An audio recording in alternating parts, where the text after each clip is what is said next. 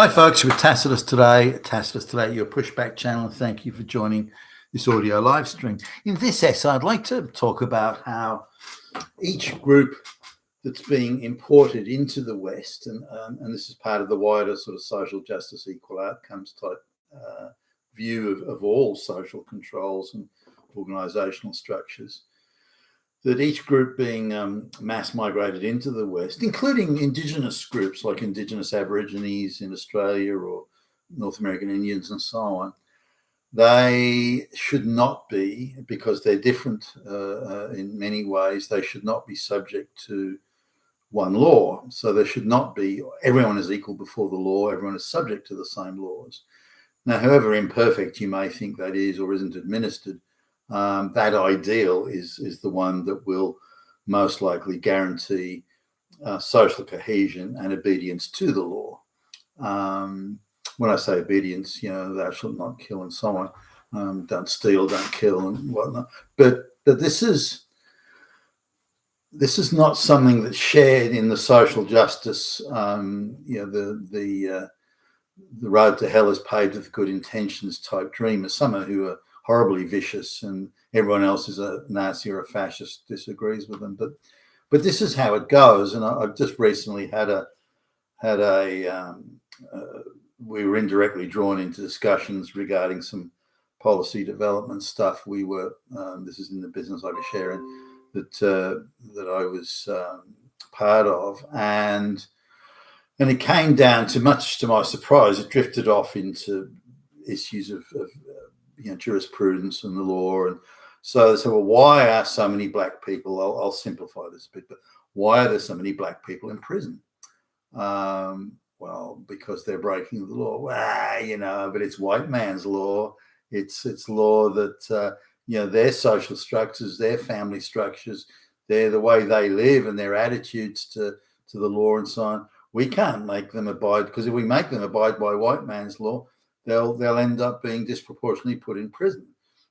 Just because they steal a car and joyride it and crash it and maybe run over a couple of people on the way. I mean, hey, why do you want to put someone in prison for that? Are you Hitler? And so on it goes. Now, the argument seems incredible to me that shouldn't we all be equal before the law? No, you fucking damn fascist.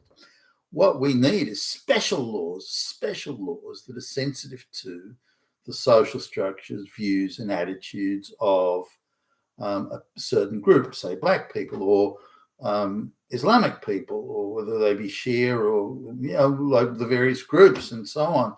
People coming from India or Pakistan or wherever. We have to have laws, special boutique laws and special courts. There should be a court for transgender people that are sensitive to their views of the world, special courts for LGBTQ people that are sensitive to their view, and special courts for women who and so on. So the idea that we're all equal before the law is something that fewer and fewer people are supporting or subscribing to or believe is even relevant or important.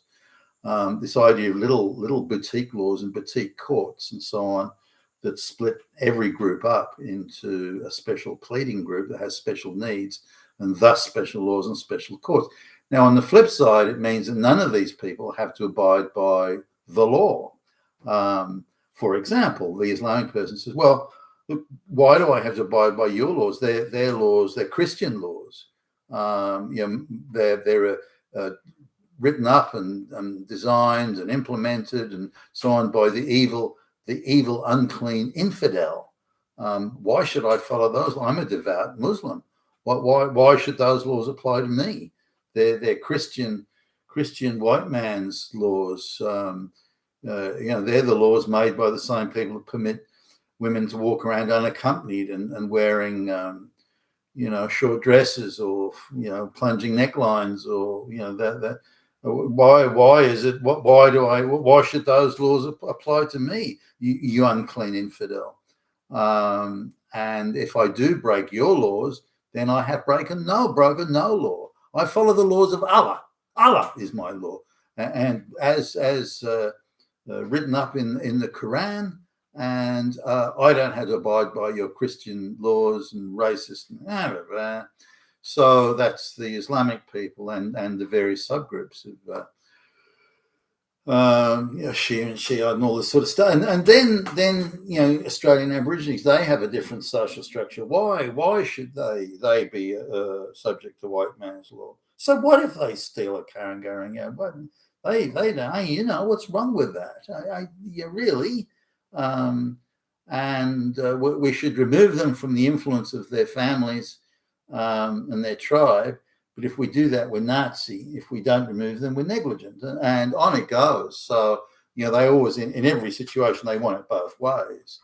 We want our special laws that mean that we don't have to abide by your laws. But while we don't have to be subject to your laws, we want all the benefits, societal benefits of living in your country and so on. But effectively, every group. Now, I've done some work on this. So, the Sudanese or the Somalis or whatever that come from Africa, and some of these places in Africa have been in states of I don't know, disorder, I suppose you could call it, for a long time, as they have throughout history. By the way, it's not like it happened 5 minutes ago. So they've been in these various states of disorder all across Africa. So when they come to the West, whether it be Nigeria or whatever it is, then they should have special laws that apply to them. Because if we come to the West and your laws apply, many of us will go to prison, many of us will be deported, but if we have special laws for us, just for us, to judge us and perceive us differently in terms of the, for example, if I steal money from a white Christian, then, Allah says that's okay because that's an unbeliever, that's an infidel. So why should I go to prison for that? I've done nothing wrong. In Indian culture, if you deceive someone out of their money or property or whatever, then that's really their fault for being deceived, not yours for doing the deceiving. So all these groups are coming and wanting special pleadings and special handouts and special permission for corruption and graft and so on. And we want our own political representatives. We want our own laws, our own courts. We want our own political representatives. Why should we, have and so on and so forth. So the idea of one law, everyone is equal before the law, is poo-pooed by all these groups coming in. Now some might tolerate it, but they've got, the Chinese people, for example, in effect have their own internal system of justice. Now sometimes they may be dragged into the other courts, but they take care of their own stuff. So they already, if you like, have a separate, maybe that's too strong a term, so they've got a separate legal system, but a different way of doing things. Now, coming to these people say, well, why are these separate laws needed? Then the argument is, well, the outcomes, the social outcomes are not equal. So they dovetail Marxist sort of ideology and say, well, the outcomes aren't equal. Black people and white people don't have equal outcomes. They're not an equal number, as in relative to population, not an equal number of black people and white people in prison. Therefore, the justice system is fucked. Therefore, it needs a separate justice system just for us. So we don't go to prison, say the black activists. So, hey, hold on. Black people are going to prison more often because they commit more crime. Well, that's a white guy's view on it again. So what if they steal a car? Okay, they steal some money. And, hey, why don't we just have social workers sort of looking after them and telling them that they're not to do that and trying to keep them out of the prison system. Now, I do agree keeping people out of the prison system is a good idea if it works and if it's successful. It stops them, committing robberies or murders or car stealing or something. That would, I'd say, well, yeah, okay, if it works, why not? But it doesn't work, and it's not working, and the discipline and the capability of the people involved to make something like that happen would need to be, very substantial. Some of the social workers I've met, they've got an IQ of -5 million, and I'm thinking, how the fuck was that person like that going to solve anything? They've got the little checklist to go through, but that's it. They're not capable of recognizing or solving any problem. So this is it. So if you want to destroy a society, just create saying, well, really none of these groups coming in are subject to the law. In fact, the law is oppressing them. Therefore, they're not subject to those laws. So if they commit murder and this and that and theft and so on, then it shouldn't be punished, because to punish them means they're subject to white man's law. If it's white man's law, it's fascist law. If it's fascist law, it's Nazi law. If it's Nazi law, it's Hitler law, and we can't allow that to happen. And so this is it. Now, when you look at this in a wider societal sense, can you think of anything more guaranteed to fracture and just dislocate society at all levels? Does anyone know what law there? So the law, only straight white males can have the law rigorously applied to them. Everyone else gets some sort of a dispensation or pass, whether they're women. For example, I've seen in the divorce courts, I've seen women caught out committing perjury on a grand scale, yet the judges just ignore it. Hey, she's a woman, so what? Well, she's allowed to do that. Whereas the man, a syllable out of place, and they're climbing all over him. Why does the law not apply equally? And until we have a political class that's prepared to say, no, you've come to this country. Okay, great, you're a Muslim, that's fine. And if there's a mosque down there, if you want to do that, but you've come to another country, you've come to move to this country, you will thus be subject to this country's laws. This is not a point for debate or something like, but we want a Sharia court. Then go back to the Middle East, or go back to Pakistan or somewhere. That's fine. But if you've come here, it's to start a new life and to abide by our laws, and that needs to be a non-negotiable fact. But I think it's already been sliding off the table for some time. And there's now so many people out there, white do-gooders and so on, that believe that special courts, special laws, special dispensations, and so on should apply. Now, most recently, I was talking to a guy. I said, "Well, yeah, okay." He was agreeing with me. He said, "Look, one law should be, everyone should be equal before the law. The one law, okay, I accept that, but only after all social outcomes are equal. Only then can this one law. Well, what's that going to do with anything?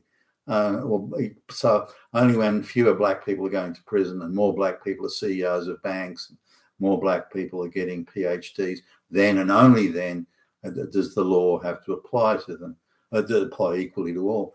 And I think that's insanity, because as long as that Marxist principle of equal outcomes is applied, you could argue for anybody and any group anywhere that they should have only special laws. But I think we're already heading there. I think we're already more or less there. This so-called two-tier justice, which is real. Why is it that when straight white males want to do a protest in downtown Sydney, Australia, the police are climbing all over them with, shutting them down with great muscularity, hairy-chested fucking heavy boys they are. But when, and only the exception was a recent one in Sydney, only when the Islamic rioters, they assemble without a permit.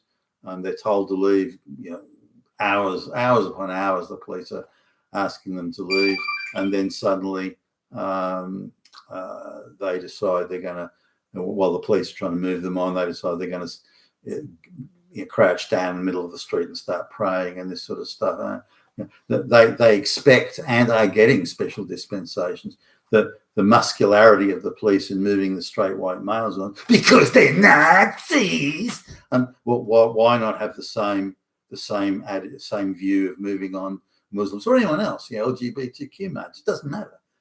But they should all be moved on, and they should all be treated exactly the same way, as we are all equal before the fucking law. You've been with Tassis today at your Pushback channel. Thank you for listening.